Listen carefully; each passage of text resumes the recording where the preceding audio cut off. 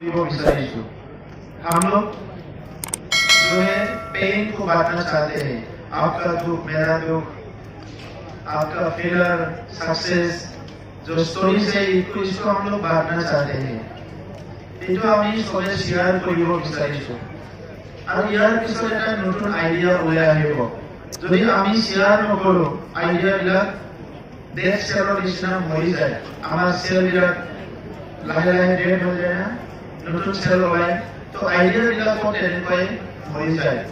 কিছুমান আইডিয়াবিলাক যেতিয়া আপডেট কৰি থকা হয়, আলোচনা কৰি থকা হয়, এই আইডিয়াবিলাক আমাৰ মাজত চলি থাকে আৰু এই আইডিয়াবিলাক চলি থাকে মানে ইয়াৰ পৰা আৰু নতুন নতুন আইডিয়া ওলাই থাকে।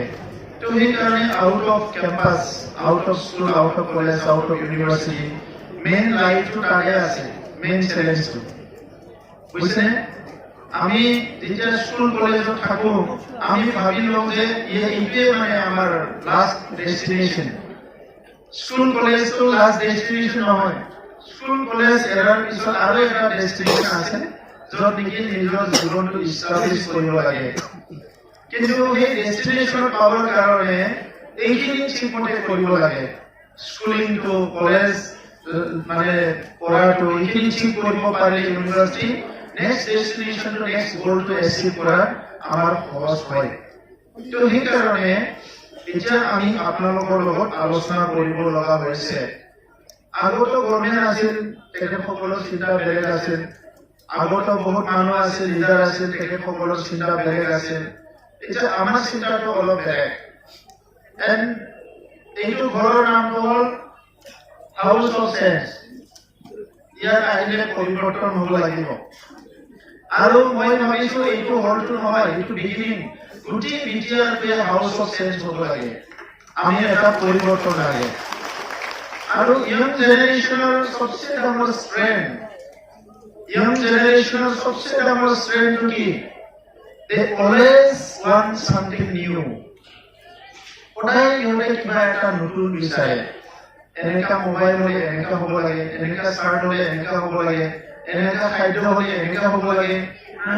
সদায় চামথিং নিউ তেখেতসকলে বিচাৰে। আৰু সেই চামথিং নিউ যে বিচাৰে, এইটোৱে আমাক ইনস্পায়াৰ কৰে টু ডিছকভাৰ, টু ইনভেন্ট, বুজিছেনে? এইটো আমাক ইনস্পায়াৰ কৰে। কিন্তু যেতিয়া আমি সেইটো ডমিনেট কৰো, তোমাৰ যিটো কিউৰিয়চিটি, তোমাৰ যিটো উইল, এইটো যেতিয়া আমি ডমিনেট কৰো, তেতিয়া কিন্তু তুমি এই আৱিষ্কাৰবিলাক কৰিব নোৱাৰা। আৰু ডমিনেট কৰাটো আপুনি বা তুমি অকলে ৰেছপন্সিবল নহয়, ইয়াৰ কাৰণে আমি চব ৰেছপন্সিবল। আৰু সেইকাৰণে সনম ৱাংচুকে কৈছে যে it is not student who fails, it is the system who fails. ষ্টুডেণ্টে ফেইল নকৰে, চিষ্টেমেহে ফেইল কৰে। এতিয়া যিবিলাক কুৱেশ্যন আহিছে, এইটো কিয় হ'ল, এইটো কিয় হ'ল, এইটো কিয় হ'ল, তো এইটো কিয় হ'ল আমাৰ এইটোৱে ডাঙৰ প্ৰশ্ন। এইটো পঢ়া এইটো বাদ দিয়া, কোনোবা কয় এইটো পঢ়া এইটো বাদ দিয়া, এইটো চাকৰি কৰা এইটো বাদ দিয়া, ক্ৰিকেট খেলা, গান গোৱা, চব ক'ব মানে ভিৰ। এইটো या भीड़ में रहोगे तो गुम हो जाओगे, कुछ लम्हा अपने लिए भी रखिए। কিছুমান সময় নিজৰ কাৰণে ৰাখা। এতিয়া মই ৰাতিপুৱাৰ পৰা ৰাতি 2টালৈকে ইমান ভিৰত থাকো, নিজে হেৰাই যাওঁ। যেতিয়া মই ৰাতি 2টা বজাত বিচনাত উঠো বা 3টা বজাত, then I try to find myself where I was whole day. কাৰ লগত কথা পাতিলো, কাৰ লগত কাজিয়া কৰিলো, কাৰ লগত মৰম কৰিলো, কি কি দিনটো খালো, মোৰ মানে ফেমিলি বা মোৰ প্ৰতি কি হ'ল, মোৰ অফিচাৰ বা কি হ'ল, চব যেতিয়া মই অলপ মানে পিকচাৰত লৈ আহো, then only I find that something wrong going on. এইটো ভাল হ'ল, এইটো বেয়া হ'ল, এইটো কৰিব নালাগিছিলে, কালি মই ৰাতিপুৱা উঠি কাক ফাৰ্ষ্ট কৰি ক'ব লাগিব। এইটো যেতিয়া কৰিব পাৰে তোমাৰ লাইফটো চিম্পল হ'ব, নহ'লে এটা ষ্ট্ৰেছফুল হ'ব, বুজিছেনে? আৰু এংগাৰটো সদায় বাদ দিবা, ভাইলেণ্টটো বাদ দিবা। ভাইলেণ্ট এংগাৰ টু কেৰেক্টাৰ, এইটো মানে আমাৰ হিউমেন বিঙৰ এনিমি হয়, ভাইলেণ্ট এণ্ড এংগাৰ। ইমোশ্যন থাকিব লাগে, but it is maximum 1%, it should be maximum 1% ego থাকিব লাগে। যদি 1% ৰ ইগোটো 2, 3, 4 হৈ যায়, এইটো হাৰ্মফুল হৈ যায়, বুজিছেনে? 1% ইগো থাকিব লাগে, কিন্তু ইয়াতকৈ বেছি হ'ব নালাগে। তো এইটো মই ক'ব বিচাৰিছো।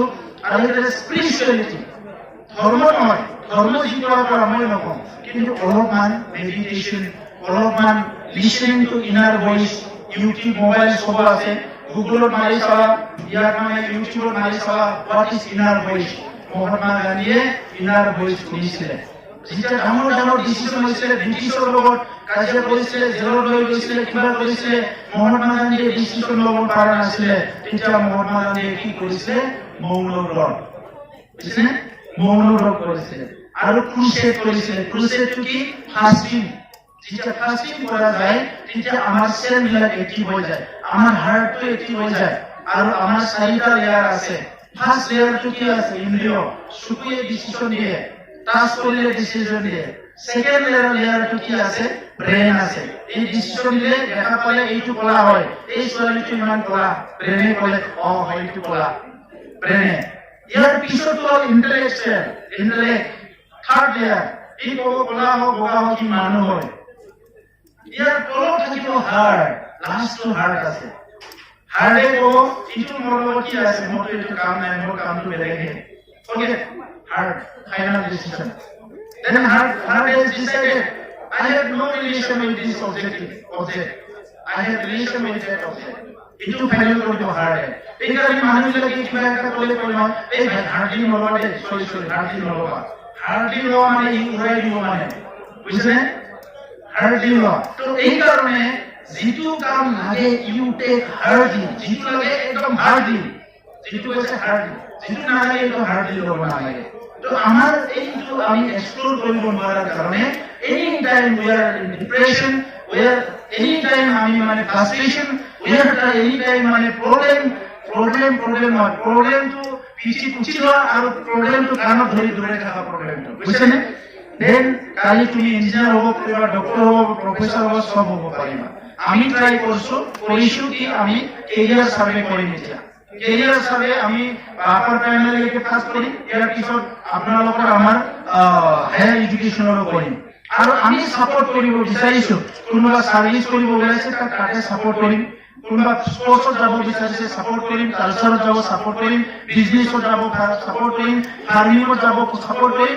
এই মানুহখিনি আমি গ্ৰুপত ভাগাই ল'ব বিচাৰিছো। এইকাৰণে আজি ফাৰ্ষ্ট লৈছো, এমএসসি কিমান আছে, ফিজিক্স কিমান আছে, কেমেষ্ট্ৰি চব ওলাই লোৱাৰ পিছত কালি আমি নেক্সট মিটিংটো মাতিম only MSc in BTR, only MSc.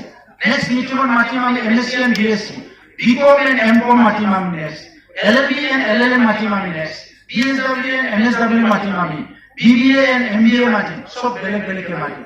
Only physics মাতিম, অনলি কেমেষ্ট্ৰি মাতিম। তেতিয়া আমাৰ কি হ'ব, কামটো কৰা ইজি হৈ যাব, বুজিছেনে? নহ'লে সব মানে ইফালে একো হোৱা নাই আমাৰ ন। আৰু এইটো চৰকাৰটো মানে কোনো চৰকাৰ বুলি ভাবি ল'ব নালাগে, এইটো প্লেন বুলি ভাবি লওঁ। We are always there to support you. চৰকাৰ is nothing, just মানে সাৰ্ভিস প্ৰোভাইডাৰ।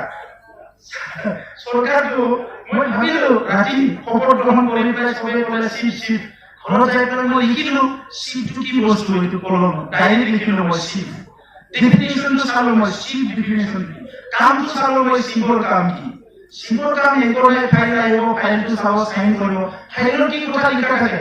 মোৰ চলা পেন কিনাৰ কথা লিখা নাই, ৰাস্তা বনাব লাগে, দলং বনাব লাগে, এইটো তাৰ মানে মই মানুহৰে কাম কৰিব আহিছো। যদি মানুহে কাম কৰিব আহিছে, সাৰ্ভিস প্ৰোভাইড কৰিব আহিছো, তেনেহলে এই বস্তুটো ইমান ওপৰত উঠাই থৈ লাভ নাই, হয় না? এই বস্তুটো ইমান ওপৰত লাভ নাই, সেইটো তলতে ৰাখিব লাগিব, কাৰণ মানুহৰ কাৰণে। তো এতিয়া এই কনফিউজনত যাব নালাগে, এই ইলুজনত যাব লাগে। All men